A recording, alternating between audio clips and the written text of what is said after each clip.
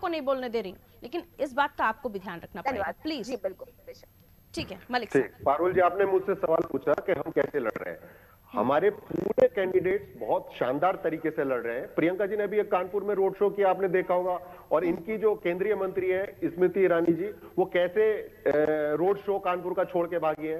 राजनाथ सिंह ने गोंडा में रैली की, उसमें लोगों ने नारे लगाए हैं कि सेना में भर्ती चालू करो, हमारी मांगे पूरी करो। 1,22,000 पद सेना में खाली है, राष्ट्रवादी बनते हैं, भरो ना, क्यों नहीं भरते हो आप। रेलवे में 2,65,000 पद खाली पड़े हैं, क्यों नहीं भरते हो। और योगी जी को जो सुप्रीम कोर्ट से फटकार लगी है, वो पूरी दुनिया ने देखा है किस तरीके से सादे लोग थे, उनको गलत तरीके से फंसाया और उनकी प्रॉपर्टी जब्त की। अब वापस करनी पड़ रही है। सुप्रीम कोर्ट ने 274 नोटिस जो गलत तरीके से, असंवैधानिक तरीके से दिए थे, वो वापस करने पड़ रहे हैं। लॉजिकल बात कीजिए। और आप बहुत बन रही है कि सपा पार्टी ये कर रही, वो कर रही। आप अपने बताइए ना, 36% दागियों को क्यों टिकट दिए थर्ड फेज में, और मोहन भागवत जी ने कहा आपकी 2 फेज में 17 सीट आ रही। जवाब दीजिए आप, लॉजिकल हो गया तो मैं जवाब दूं।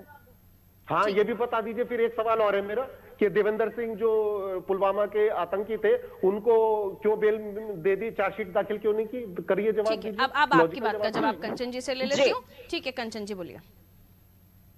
पहला पॉइंट, इन्होंने आदरणीय नरेंद्र मोदी जी के लिए कहा, उन नेता के लिए ये बात कर रहे हैं जो नेता मोदी जी का तो नाम ही नहीं लिया। अरे आपने नाम नहीं लिया, नाम लेकर बात नहीं की। अगर नाम लिया होता तो मैं किसके लिए बात कर रहे थे कि उन्होंने न जाने क्या कर दिया है, और उनको क्या बोला था आपने, किसका लिया, योगी जी के लिए बोला। नहीं, वापस आपके पास आ जाऊंगी मलिक साहब, वापस आपके पास आ जाऊंगी। एक सेकंड, मैं समझ नहीं पाऊंगी फिर वो क्या बोल रही है। ठीक है जी, तो वही बात है ना कि दुनिया के सर्वप्रिय नेता के लिए अगर आप बात कहें तो आपको समझने वाली बात है कि वो अगर सर्वप्रिय हैं तो कहां से होकर के आते हैं। दूसरी बात मैं आपको बता दूं, सेनाओं की भर्ती, भाई आप सबसे ज्यादा हमारे शासनकाल में रहे हैं, भारत में रहे हैं, क्यों आपने सेनाओं की भर्ती पर ध्यान नहीं दिया। तब आप अपने घर की भर्ती कर रहे थे, तब आपको 3 बेरोजगारी अपने घर में दिखाई दे रहे थे, आपने केवल उनकी भर्ती कर पाई, उनको ही पैसा भर पाया, आपने और कुछ नहीं कर पाया। क्यों नहीं किया भाई। और रही भर्तियों की बात, पंजाब में सुनिए ना, अब सुन लीजिए, करोड़ का घोटाला हो गया बैंक का, वसूल करिए। अब मेरे में मिर्ची लगती है, आप बैठ करके आप वही काम कर रहे हैं, मुझे दिक्कत नहीं होगी। हमारी पार्टी झूठ बोलती नहीं है, हमारी पार्टी झूठ नहीं बोलती। गरीबी हटाओ से लेकर के अभी तक गरीबी हटा रहे और गरीबों को हटा दिया, ये झूठ है, ये झूठ होता है। हमारी पार्टी की कोई बात बता दीजिए। मौतें हो चुकी है कोरोना में, माँ गंगा को साफ करने आए थे आप, लाशें बह रही थी, नहीं सुन पाते हैं, मुझे लाशें बह रही थी माँ गंगा में, माँ गंगा को साफ करने आए थे आप। या तो भैया नहीं कर पा रहे हैं, या तो लाशें बह रही थी। बोल लेने दीजिए उन्हें, उसके बाद आपके पास वापस आ जाऊंगी, आप अपनी बातों को काउंटर कर दीजिएगा।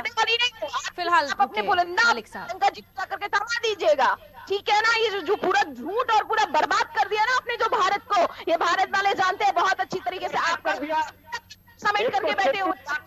यश भारती जी बहुत देर से मुस्कुरा रहे हैं। यश भारती जी बोलिए। तबाह हो गई है, सारे बेरोजगारी आपको दौड़ा रहे हैं लोग पश्चिम यश भारती जी बहुत देर से मुस्कुरा रहे हैं, उनको सुन लेती हूँ मैं। यश भारती जी बोलिए। बेरोजगारी वो आकर के थोड़ा सा सक्षम हो जाए, तब आप यूपी में आकर के ये बात करने के भी हकदार हो सकते हैं। नहीं, लेकिन सवाल तो कंचन जी, जो गंगा पर तैरती लाशें उनके लिए भी पूछे जाएंगे, ऑक्सीजन की कमी को लेकर भी पूछे जाएंगे, जिसको लेकर आपके स्वास्थ्य मंत्री ने कहा ऑक्सीजन की कमी नहीं थी।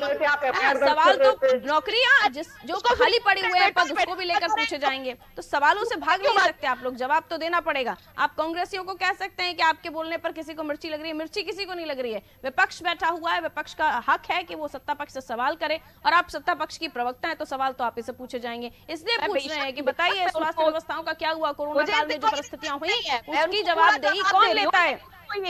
मैं बताइए। जवाब रही हूँ, लेकिन ये बात उनको मैं पूरी पार्टी के लिए कह रही हूँ कि उनको ये हक कहाँ से मिल रहा है। जनता के लोग जान रहे हैं कि जब आप पंजाब में बैठ करके वहां की सिस्टम को नहीं संभाल पा रहे हैं, तो यूपी में आप क्या करेंगे? आप नहीं कर सकते ना। और अगर सिस्टम भी संभल नहीं पाया, मौर्य साहब 10 को और ले गए। मैं कहती हूँ कि आपको लेकर के आऊंगी, सिस्टम तो आपका भी बिगड़ा हुआ है। जरूरी नहीं ना, मैं बेटी भी हूँ ना।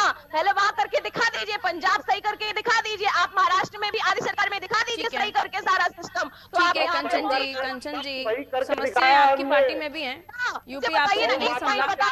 मौर्य साहब एंड इलेक्शन टाइम पर चले गए, उसके बाद आप लोग रहे।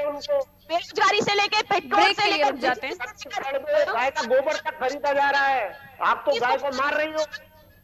अरे आपको मालूम है वहां पर 1,30,000 लोगों की जमीन बेनामा नहीं हो रही है, वो गिरवी रख दी गई है। वहां पर पूरा का पूरा जमीन दिक्कत में आ रही है। यहाँ पर कंचन जी की क्वालिटी है, जो उनसे सवाल पूछो जहाँ पर उन्हें बच के निकलना है, वो बहुत अच्छे से बच कर निकल जाएंगे। यश भारती जी का आवाज दे दीजिए सर। उन पर थोड़ा